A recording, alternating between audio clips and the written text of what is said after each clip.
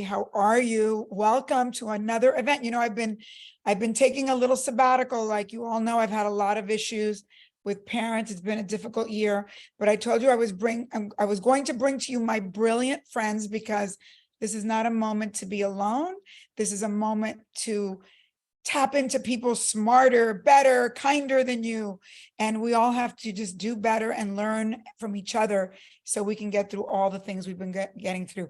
And Richard Blanco, who's with us, I just want you to know you should be very honored because I rarely have men on. Not that we have anything against men, but it has to be a very special man. And you are a particularly special man. And I knew that my ladies needed to hear from you.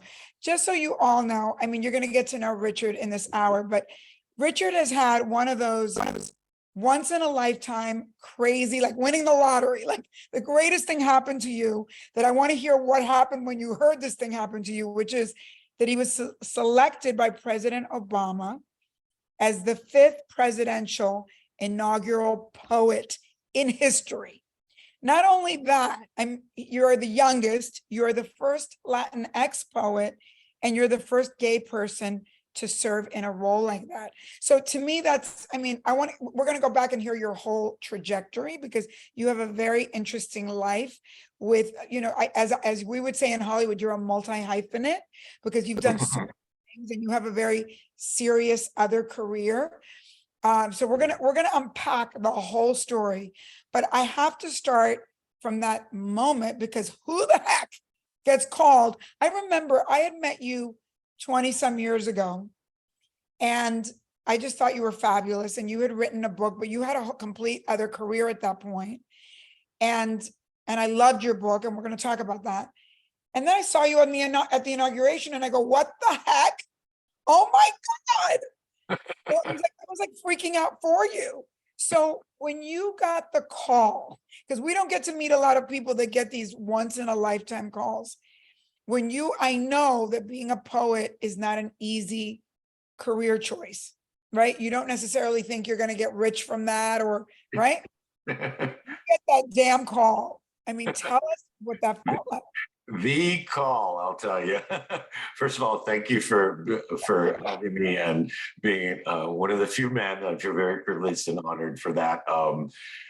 So yeah, the call. Gosh, talk about something completely unexpected and yet in some weird way expected. So I won't give you too much of the backstory, but a few months before, I had sort of I renewed my vows with my commitment to my poetry and my career. And it was a recommitment, but also letting go. And I went, I said, I'm just going to try to do this, earn a living just on writing. And there's other circumstances that we'll get to about that. But I was driving on 495 in Massachusetts. I get this call. You're not supposed to pick up the cell phone in Massachusetts. Of course, there was a traffic jam. I think it's a joke. I think it's a practical joke. I'm like, the last thing, que esperaba uno, no? Like the last thing that the White House is calling you, right? And so it took me a while to get what the person was saying. And finally she said, like Robert Frost and Maya Angelou. I was like, oh my God, wait a minute. Okay, now I know what this is about. But my reaction really surprised even me. Before I started worrying about having to write 3 poems in 3 weeks for the White House, I just started bawling and had to pull over the road. And this immense sense of gratitude, not because of this great honor, but rather all the choices my parents and my grandparents made, their belief in education, all this sacrifice coming to this country. And I suddenly realized, that we think we're born in, we think we always create our own story, but a lot of our story is already starting to be written by the choices our parents and ancestors made. There's this immense sense of gratitude for my family and realizing that, okay, now from here on, this is my story that I have to finish and pass on to someone else. It was just this overwhelming sense of gratitude, and just realize, but it's also one of those moments where you realize nothing will ever be the same, right? Like, and in a good way. But that surprised me because I thought I was going to be terrified, or I thought I was going to be all full of myself, right? But that's what it was. And then after that, so many incredible things happened in the weeks to come. But that was my first initial And when you were reaction. basically there at the inauguration and you're standing there with all these politicians, and also it was Obama, which was like the first African-American president. When you're in that moment, do you have like an out-of-body experience? Like you're like, oh my God, I'm because I've had those things happen to me, like those once in a lifetime things where you're like, you're almost out of your body looking at the whole thing. Yeah, yeah, it's especially true at the inauguration. So imagine there was like basically 6 weeks. I get the call on 12/12/12. On January 21st, I have to be in front of 1 million people in front of me and 40 million across the world. But it was really the first time I was able to have a quiet moment and really take in this moment and what was happening. I took my mother. My mother was the one who sat right beside me, which was surreal as well. A woman who grew up in a dirt floor home in Cuba. As I was saying, like that story was as much about her as me. But there's something really incredible about the inauguration when you're in service, also to something larger than yourself. Like it's bigger than the president. It's bigger than even Beyonce, who sung the national anthem. There is this reverence, and it is kind of an outer body experience. And people ask, "Were you nervous?" I was like, "Well, I wouldn't say that I wasn't nervous, but I just wanted to get up there and do this just for us all. Like just like this is my gift for everyone, right?" So it still feels like an outer body experience to say. It feels like it happened 6 months ago, and it feels like it happened 20 years ago or 30 years ago. But one little piece of thing that Gloria Stefan said, she sent me a note and she said, "Don't run away from that moment." And she said, "Look, it'll only happen once in a lifetime, and embrace it." And that's what I kind of did. I embraced it. But yeah, at that point, it wasn't even me. I think as artists, we enter our artistic persona. Well, I think everybody does when they're doing something, when they're in flow. There was something larger than even me. I always say my poems are smarter than me. They're doing all the work. And I looked out over that crowd, and you see the video, I take a pause to just look at that crowd and take it in and say, yeah, this is a moment. And it was just magical. It was just, I wasn't, people think I was just like, shaking. Like, actually, no, because it's larger than you, right? It's larger than you. It is like outer body in the sense that this is a collective, communal moment for this country. Well, and I just, love it because, it's such a beautiful thing that all the stars have to align. It's like, it is like a small miracle. And I know, because you've told me that to this day, you don't even know 100% how it happened. Like you didn't ask President Obama, how did you find me? Right. Right. So we don't know. It's a mystery, but I really now want to go backwards, because I think in this country, a lot of young people here follow your bliss and the money will come and everything will come. And I often think that's really like very tough to say that to people, because it doesn't always come. And you're a really great example of having done so much, so many other things, being so disciplined, being so organized, being so ready so that maybe something will come, being prepared. Right. I want to go backwards because I think you're an incredible story of really like checking all the boxes. In my book, I say to people, mission and money, parallel tracks, but money comes first. Like you can't just say la la la la la, I want to follow my bliss and blah, blah, blah, because that's a very entitled first world thing to say. I always say to women, a girl that has a beautiful voice in Afghanistan is probably never going to go on The Voice. You know what I mean? So let's unpack your backstory. You are, like me, are a political refugee, Cuba to Spain to the United States. I know that if you told your parents when you were little, so I know it couldn't, I'm going to go be a poet. The parents, Cuba, but they'd be like, who do you think you are, Jose Marti? Like, they would trash you. So tell us, kind of what you were interested in and then what you actually did, because you were good at a lot of other things. Right. Yeah. So a couple of things about, yeah. Especially, so Well, just to where you left off, like if you tell my Cuban parent, like you're going to study English, they would say, "Don't you know English already?" So, it's the reality, of that story you're born into. Like I was saying, like, I mean, we had to make very practical choices. And so there were just things We that had were, no money. All our parents lost everything. they lost everything, and they did their best to support us. But at the same time, they were just, grew up with a sensibility of survival, right? Of just thinking about what makes practical sense, but not letting go of your dreams either, right? Like, so it's like kind of navigating both. So I'll try to make this brief. So I gotta sort of preface by saying I was always a left brain, right brain kid. I was one of those weirdos, like was great at math and great at art and whatnot, but my parents didn't know how to support that. And it's not that they denied it to me, but I mean, the business was survival, working, and that was an example in and of itself, right? Like my grandmother was a bookie, but they all did this in support in some ways to help educate us, right? My mother, who was a teacher in Cuba, had to work as a cashier and then a bank teller. So, they had to make choices that taught us to be practical in some ways, right? And still not let go of the dream of a happy life. So, but yeah, I was always a left brain, right brain kid. I wanted to do something creative. I didn't know what that would look like or feel like.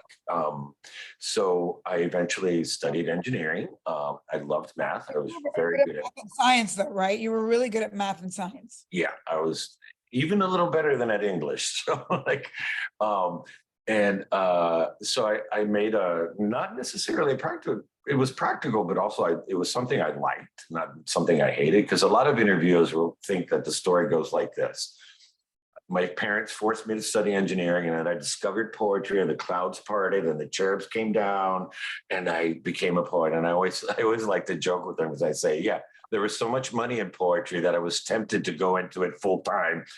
What are you talking about? Right? And I think people, especially in the arts, have this romantic vision of like that, that it just falls from the sky, and or that you don't have to work at it, that you don't have to plan for it, that you don't have to support it by doing something else. But the reality was, I became an engineer, a practicing civil engineer, and I loved it. And it And was. engineering, what exactly did you do so that they understand? Oh, I'm a civil engineer, so I was involved in consulting engineering. So civil engineers deal with all sorts of city planning and all sorts of municipal stuff, which ironically ended up connecting to my poetry. We can maybe talk about that later, like how those two worlds also merged in the end, and they weren't as separate as I thought. But serendipitously, my work was 90%, I mean, not 90%, like, but half of my work was writing, and I fell in love with language, writing reports and studies and letters and writing proposals, which, as you know, for a firm, if you write a proposal, which is nothing but writing a narrative, and you get a $40 million job in the house, guess who got promoted to senior engineer? So I became the go-to person for anything that had to do with writing. And I thought, okay, then my right brain said, remember, I didn't mastermind it in the sense of like, oh, I'm going to abandon engineering, become a poet. It was a natural sort of following your obsessions, your creative curiosities. Like poetry, because there's a lot of ways to write, as you said. I mean, because so many people, our friend Sandra Cisneros also, when we talk about her poetry, I'm like, what is a poem? Like, what is it that is so powerful and important about poetry, and why did that pull you in? Yeah, I've never desired to write like novels or short stories. I've written memoirs, which are, poetry unpacked in some ways. I think it's because I'm a very impressionistic person, and I see like little glimpses of life, and I just love capturing them, almost like a painter, where you just want to capture a little moment in life. And a lot of it is like music. Poetry is a lot like music, like song. It's self-contained. But ultimately, I only realized this like maybe a year ago, being bilingual all my life, and since I was like, I never remember not knowing two languages. I think when I was I was translating for my parents when I was like 4 or 5 years old. And so I think that made an impression in my head that language was power. That language was a way of not just communicating. I didn't take language for granted, but that language was a way of living, a way of breathing in the world. And as you know, once you leave Miami, our parents were our linguistic mercy because they knew English, but they were afraid to speak it. And I think that light bulb went off eventually and said, I love language. Like language became my thing.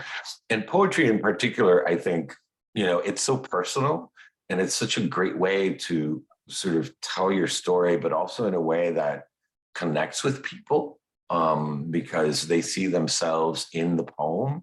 I always say poetry is like a mirror where you see the reader is, I'm seeing myself again in a different way. And also the readers see themselves. And it's such a, of all the arts, it's the one that's most emotive, right? It's the one that it's like song again. It's like, like we don't know where the Hotel California is, but we're singing along and we feel that energy, right? And poetry is a lot like that. You don't need to understand it per se. You just need to feel it. And you feel it because the poet is feeling something really authentic. And so that got me addicted to it. I can't Start doing it thinking, like, I remember when I met you, you had written City of 100 Fires, which is Cienfuegos, the city in Cuba. And I loved it. I thought, oh my God, this guy, like, it makes me feel like my entire Cuban childhood, I'm feeling it. But did you think it was going to be your side hustle and that you were still going to stay as an engineer? Did you really think that could ever really be a possibility for a full-time job that would pay money?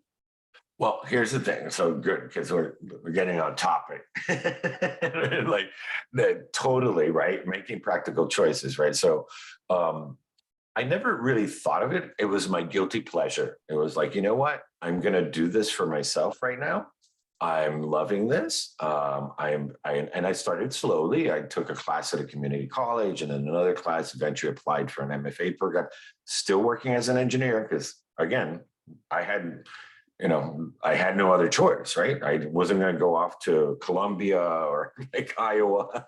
And so, What I tell my women, because they all want to start businesses, and I go, don't leave your job until you've figured this thing out. right. So, poquito a poco, como decimos, no? But with authenticity and commitment, right? So it wasn't like, oh, I'm just gonna no, I'm pursuing this. I'm going to be serious about it. And so, I always like to say, like, at that point, my lead, life is a series of, your life is led by a team of horses.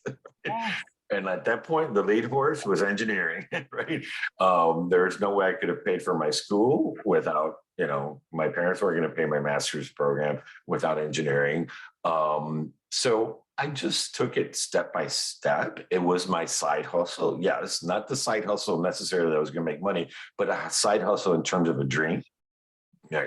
And so little by little, that grew. But here's the one thing I really want to say is like, and I tell this to my students all the time, it's very easy to let go of that vision or that dream or that side hustle because I also set up my life so that I could financially be an engineer, but not, be a poet, but also not get too wrapped up. If I had this side hustle that I was investing my time and energy in. So I struck deals with my boss. I refused promotions at times to be senior partner or whatnot. I said, here's what I want to do. I want to walk 30 hours a week. You're going to pay me full benefits. I'm going to make you a shitload of money. I don't want to manage anybody. And because I'm doing this, and they totally got it. They totally worked with me. They totally, I had proven myself by this point. So the idea is like, yeah, it's your side hustle, but one can get very wrapped up if you're trying to move into some other place. I always, again, I tell my students, like, don't lose sight of that vision because it's easy to lose sight of that vision. Yeah. Because what I'm hearing you say is you had a plan. Mm-hmm. organized, and because a lot of us tell each other, oh, I want to do this, I want to write a book. I have a lot of people that have worked for me over the years, and they're like, you wrote a book and I wanted to write a book more than you, and you wrote a book and you made it a New York Times bestseller. I go, if you only knew how disciplined I had to be to write that book while I'm doing 20 other things, and then reverse engineer how to make it a New York Times bestseller, right? So you have a very clear intention. And not just that, I know you're an engineer, so you're very organized with your time and with everything. I think I want to hear about that. Well, yeah, I mean, and that's that during that period in my life when I first started writing is where I really had to really like, get things together and organize them because I was managing so much. And I just compartmentalized everything, like slotted all my time together. I was taking classes. There was a big plan in place, like, and I did a spreadsheet. I did spreadsheets of like how to planning like when I'm going to graduate, what's this going to happen, and what are the possibilities. But yeah, there was a plan in place. I mean, the plan evolves as you move along and you learn more or you reach certain goals. But it wasn't willy-nilly, as they say. I wasn't like, oh, I'm just gonna like be a poet. I really, really had to understand how to make this happen. And I think again with artists in particular, well, I think anybody, I keep on saying artists, but really, it takes a work plan. It takes constant goal setting, constant reevaluation and taking inventory. Okay, I achieved this now. What's the next thing? And how do I move along in a way that makes sense and that practical sense, but also while dreaming?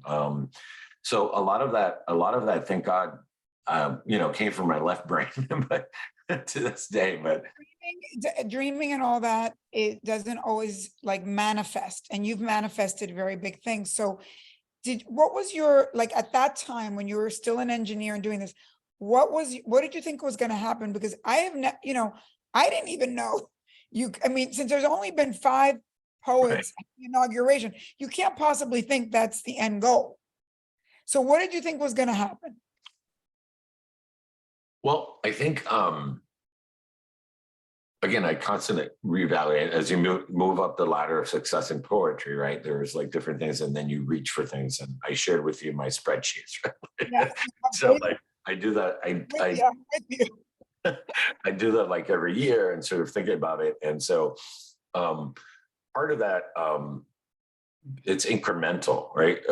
It's work, and you gain some things, you lose some things, right? There are moments where you're like have fallbacks, and you have to readjust and say, okay, I didn't do this, but maybe I want to do something different.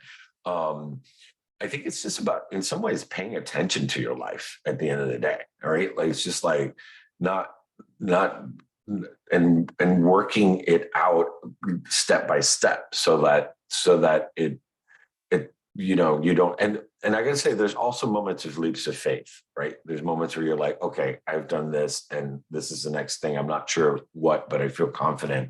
But I guess to answer your question, I think yeah, it was a step-by-step process. And like how do you manage this in a way that makes sense in some ways, right? I'm not sure,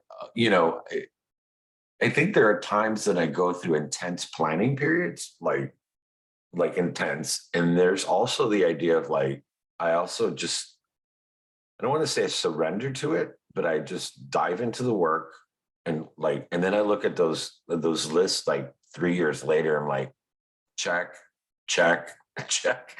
So there's something about manifestation also, like everybody manifests a different way, but for me, that form of planning, that left brain of planning is a form of manifestation.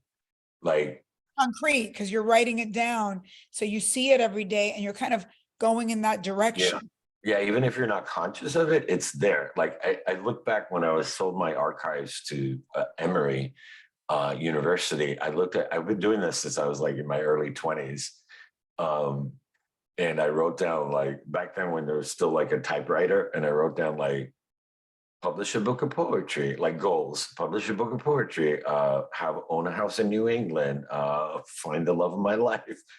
And when I found this old, gosh, it must have been like 30 years old. And I found it when I was looking through all my papers, and it was like, check, check, but I never read it again. So it's kind of this weird balance for me. It's like you tense of like purpose setting, intention, manifesting, and then also embracing that moment and saying, you know what, I've set my sail, I've set my ship in this direction.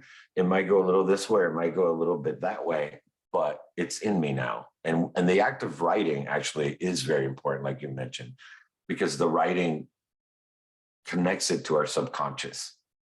Okay, so I want to ask you another question, and then I want you to read one of your poems. So the other thing that I think you've been very clear about is, what is your voice? Like, what is it that you know, I don't think people realize, whether it's a business or it's art, if you don't have a clear definition of what is the mission of your business, what is it that you do different than other people? Or as an artist, if you're a singer, or if you're an actor, or if you're a poet, if you don't have a clear voice, that when I hear, right, and for you, you have chosen very specific subject matter to deep dive into. Can you talk about that? Yes, I think I've always related this to writing, but in conversations with you and right now, I think it relates to anything you want to do in life. I always tell my students, follow your obsessions. Your obsessions are the key to success in some ways. What is it? What is that one thing that will keep you learning, will keep you interested, will keep you excited? And it's not about finding an answer necessarily, right? It's just something that you are constantly sort of, it's just part of you. And for me, that question comes down to the sense of home, belonging, identity. And of course, for me, I think that happened before I was even born. As you know, it's like I'd like to say I was made in Cuba, assembled in Spain, and imported to the United States. So my mom leaves Cuba 7 months pregnant. I'm born in Madrid. 45 days after my birth, we emigrate once again. So by the time I was 45 days old, these ideas of this question of home and whatnot just already was taking hold of me in my subconscious. So I always tell people to follow their obsessions. There's a motto I live by, is it's do the work, expect great things, and have fun. Because if you're not having fun, that means you're not on your obsession. The obsessions should be fun. They should be like, oh my God, I can't believe I'm learning this.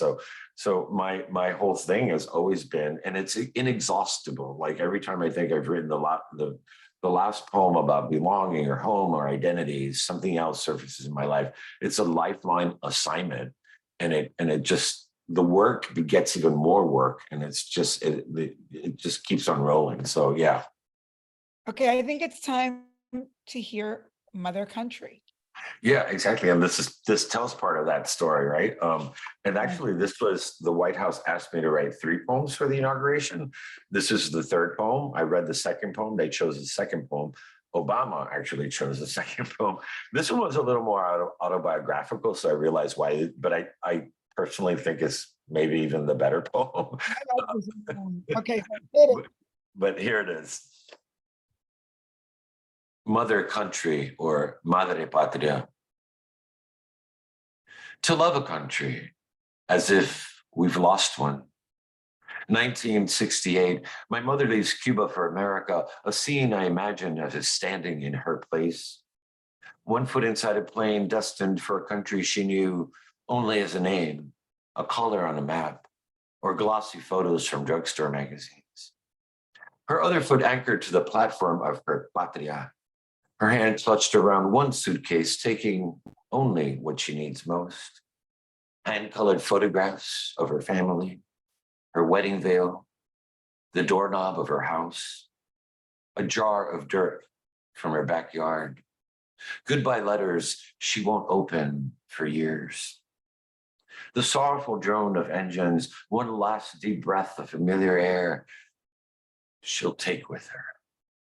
1 last glimpse at all she'd ever know. The palm trees wave goodbye, As she steps onto the plain, the mountains shrink from her eyes as she lifts off into another life to love a country, as if we've lost one. I hear her, once upon a time, reading picture books over my shoulder at bedtime, both of us learning English, sounding out words as strange as the talking animals and fair-haired princes in their pages. I taste her first attempts at macaroni and cheese, but with chorizo and peppers, and her shame over Thanksgiving turkeys, always dry, but countered by her perfect pork pernil and garlic yuca. I smell the rain of those mornings, huddled as one under one umbrella, waiting for the bus to her 10-hour days at the cash register. And at night, the zzz, zzz, zzz of her sewing her own blouses and quinceañera dresses for her grown nieces still in Cuba, guessing at their sizes. And the gowns she sold to neighbors to save for a rusty white sedan, no hubcaps, no air conditioning, sweating all the way to our first vacation to Florida theme parks to love a country. As if you've lost one.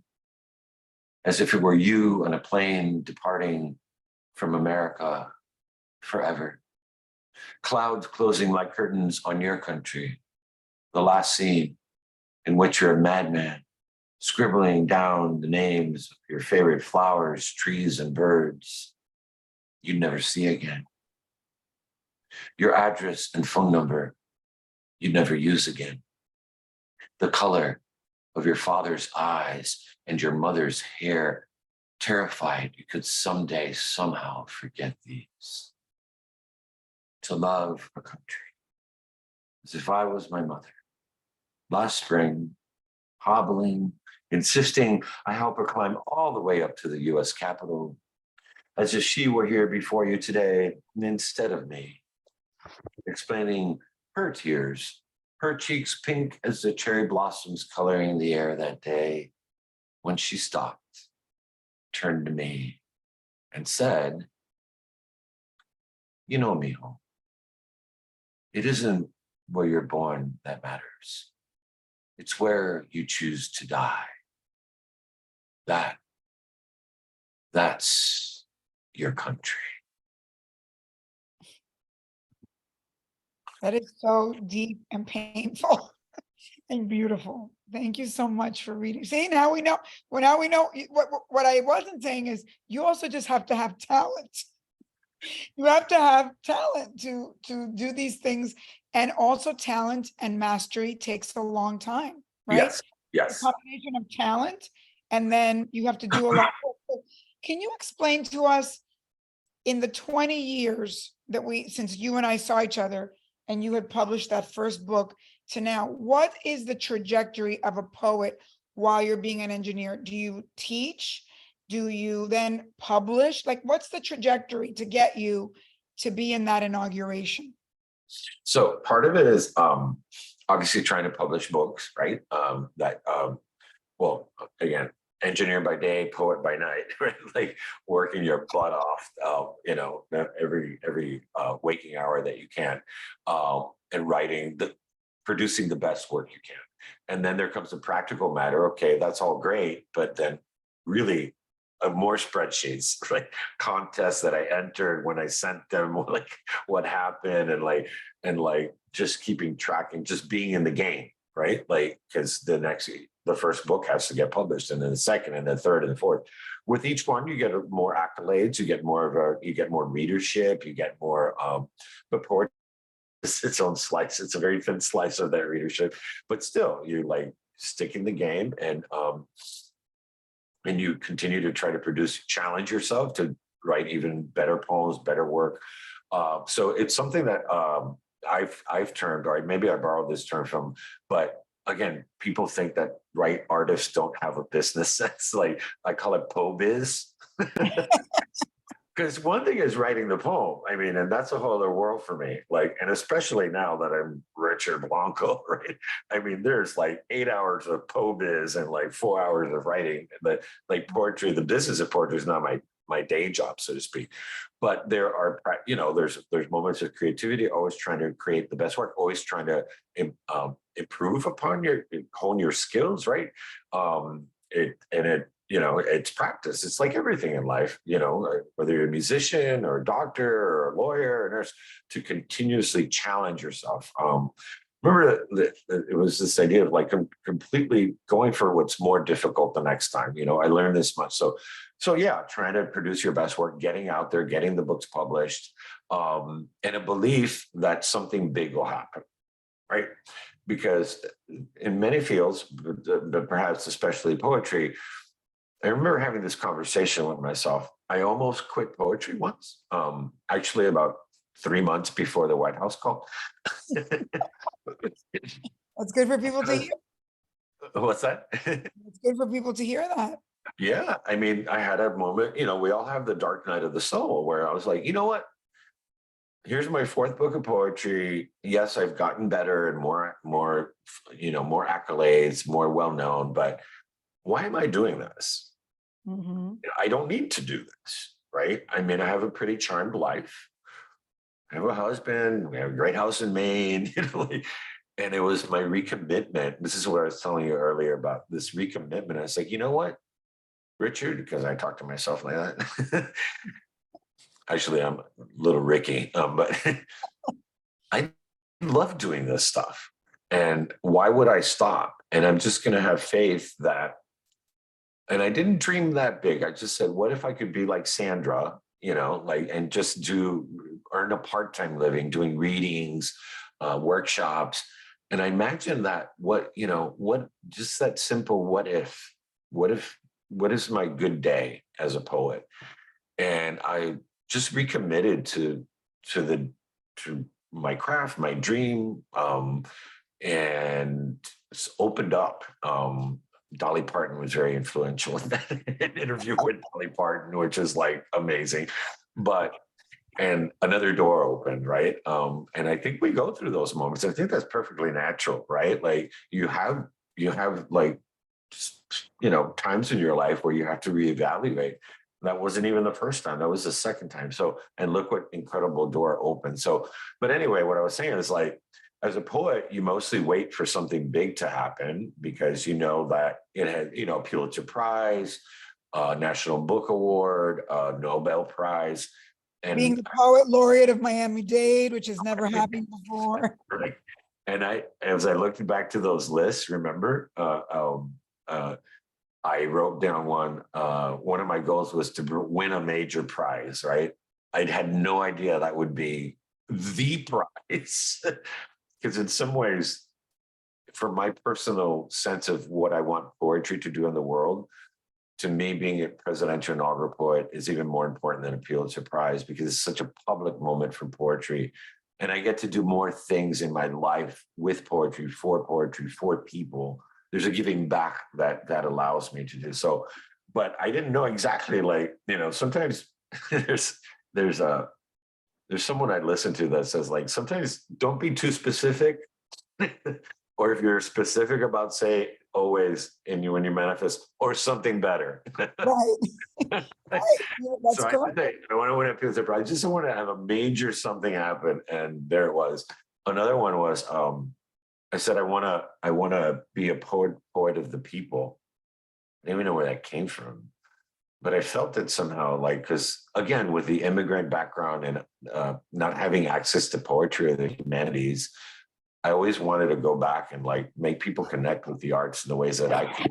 So yeah, you just manifestation, doing the work, doing a little planning, having a moment of also inventory and reassessment, and just believing that something will happen. I also think that, you were just talking about this voice and the homeland, but also you have really been able to write poems that can affect sort of society. So in terms of your sexuality, you have another poem that I would love for you to read, that is about gay marriage. Right. And you want to talk a little bit about that and how that came to be?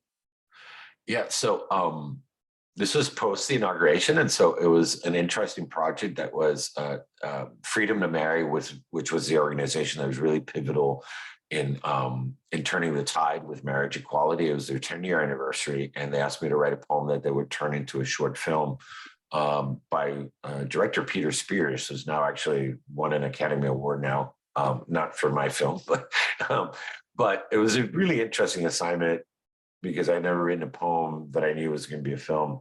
But it's obviously somewhat pretty autobiographical with my present husband, Mark. And by the way, we just got married about a month ago. So like, but It's important for everybody to hear. I mean, some of the people listening are Latinas, but some are not. That being gay in a Latino family, particularly a Cuban family, was not something that was so easy to come out or do any of. I mean, you have to sort of preface that even for you to come out was a to-do. yeah, and to this day, believe it or not, I'm still not struggling, but it's still a source of tension, and it's partly something cultural that's just not understood, right? It's all about maintaining pretense, but we're certainly not Episcopalians. Right. Yeah, so the poem, but this is what we were saying about doing something larger than yourself. So the inauguration, the latest book, which is How to Love a Country, because of that public moment, made me opened a new door about things that I could write about that were not just the poetry of me, but the poetry of we, that connected to issues that I had, but also the issues that many people in our country were having, dreams and hopes and struggles. And it taught me a different way how to write, yet it's still the same obsession, belonging, home, identity, right? So yeah, this is the poem. I love this poem. Until we could. I knew it then. When we first found our eyes in our eyes, and everything around us, even the din and smoke of the city, disappeared, leaving us alone as if we were the only two men in the world, two mirrors, face to face, my reflection in yours, yours in mine, infinite. I knew since I knew you, but we couldn't. I caught the sunlight pining through shears, traveling millions of dark miles simply to graze your skin, as I did. That first dawn, I studied you sleeping beside me. Yes, I counted your eyelashes. Yes, read your dreams like butterflies flitting under your eyelids and ready to flutter into the room. Yes, I praised you like a majestic creature my God forgot to create, until that morning of you tamed in my arms, ready for me to name you mine. Yes to the rise and fall of your body, your every exhale and inhale, a breath I breathed as my own, wanting to keep even the breath between us as one. Yes to all of you. Yes, I knew, but still we couldn't. I taught you how to dance salsa by looking into my Caribbean eyes. You learned to speak in my Spanish tongue while teaching me how to catch snowflakes in my palms and love the great clouds of your worn out hometown.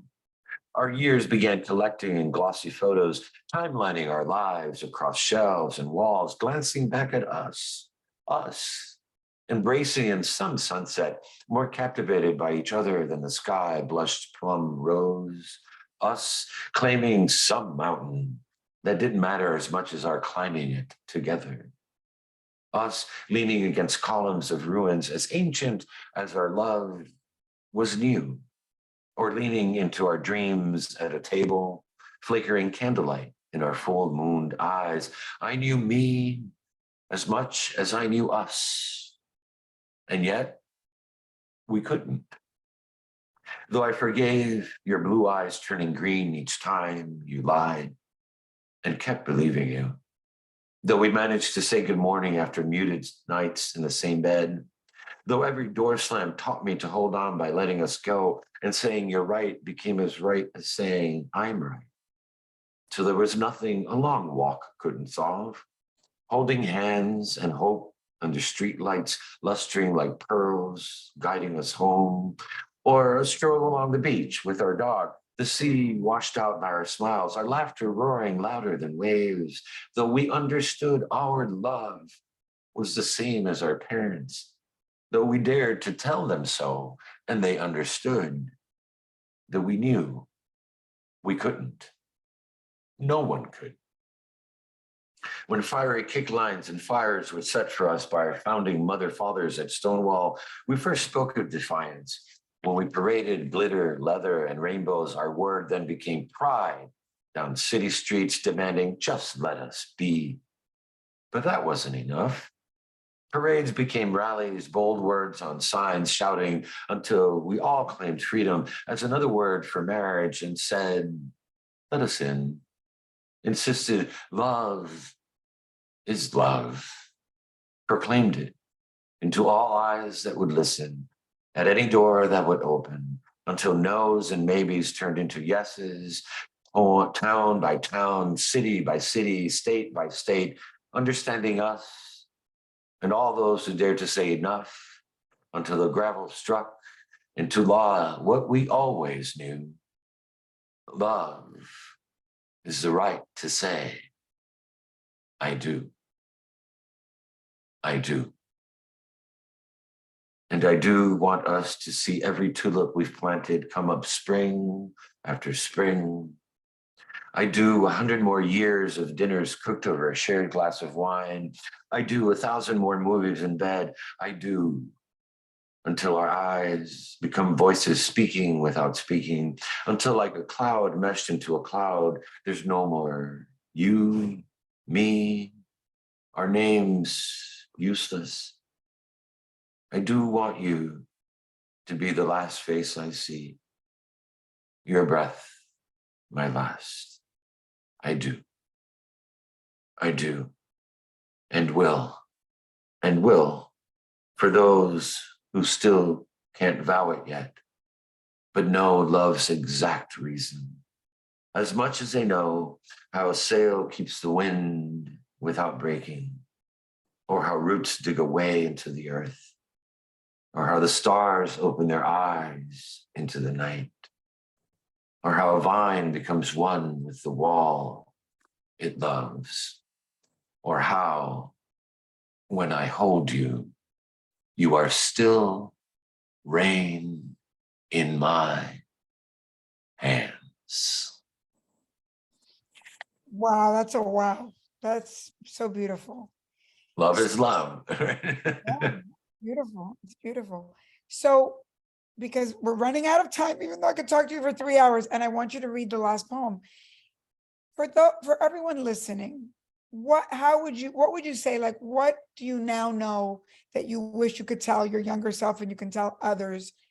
How can you live in this life and do what you love and still be a responsible person that makes money and isn't in an entitled, as we say in Spanish, con pajaritos en la cabeza, thinking that magic is going to happen, that it really doesn't happen that way, that it really is step by step.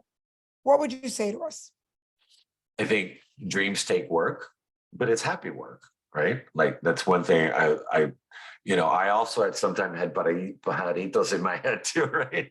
But then dreams take happy work. And it's fun. Like I said, have fun what you're doing.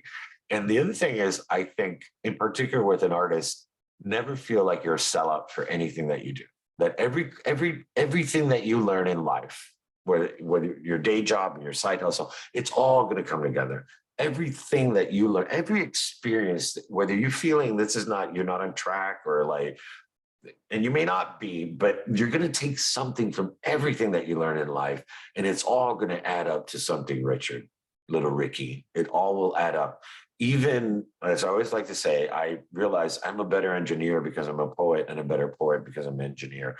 Like those worlds all eventually merge. We can't get into that story right now, but just that value every experience and know that it's all going to support whatever that obsession, that dream that you have. And but it takes work. It takes work. And sometimes, again, the practical choice doesn't mean that you're a sellout. You got to hustle what you got to hustle to make happen, to make your dreams happen.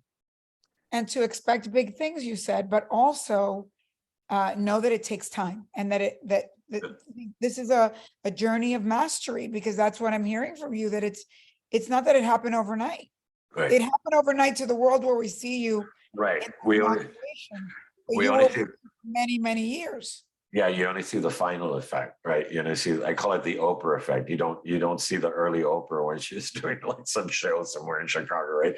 We only see the end, and that's really particularly a little, you know, problematic in America, especially. We only see the big shiny star. We don't realize, we don't always talk about the stories that took there. But yeah, motto is like, do the work, expect great things, and have fun.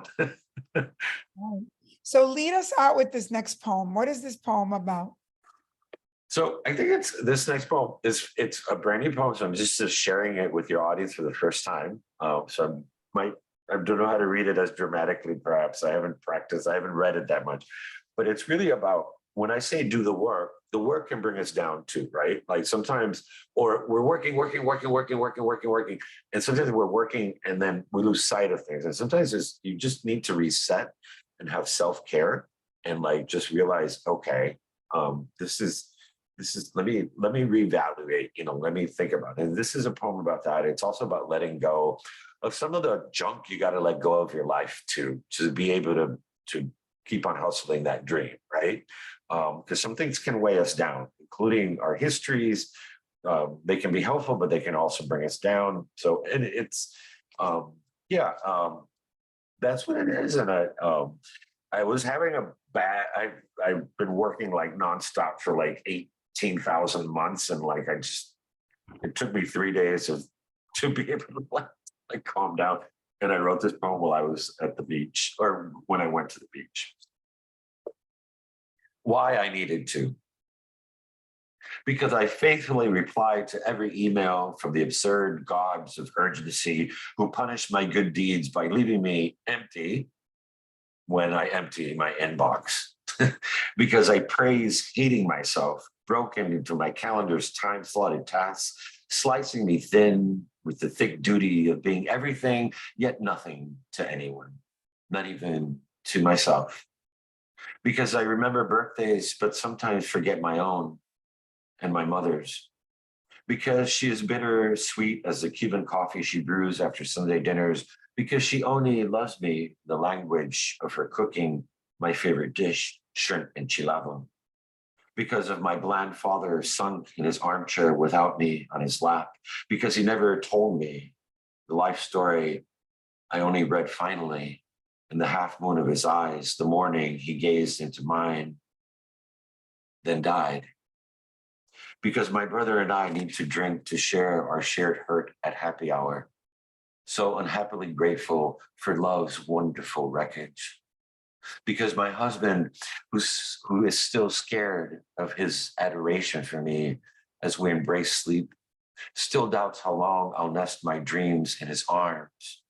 Because I never quite told him. Always. Because I'm just as afraid of needing him more than I need myself. Because I am not the one I've curated on Instagram. Oh, so humbled by, oh, so grateful for so many posted blessings and my posed selves. Because tonight I again remember I'm nothing more than a mirage slowly disappearing on my porch, sitting with half the life I have left, still trying to piece how I fit into the puzzle of the constellations. Because I've drank their shots of light and one too many martinis tonight, because I'm cheering mindlessly to the moon, to my wish for immortality amid the clouds of my own cigarette smoke. Because I should finally quit doubting myself and my life will no more than be anonymous bones, because I need to believe in something else, truer than me. Because that's why today I had to take myself away to the beach. Because I needed to imagine my father as that father at the shore, handing a bouquet of seashells to his son.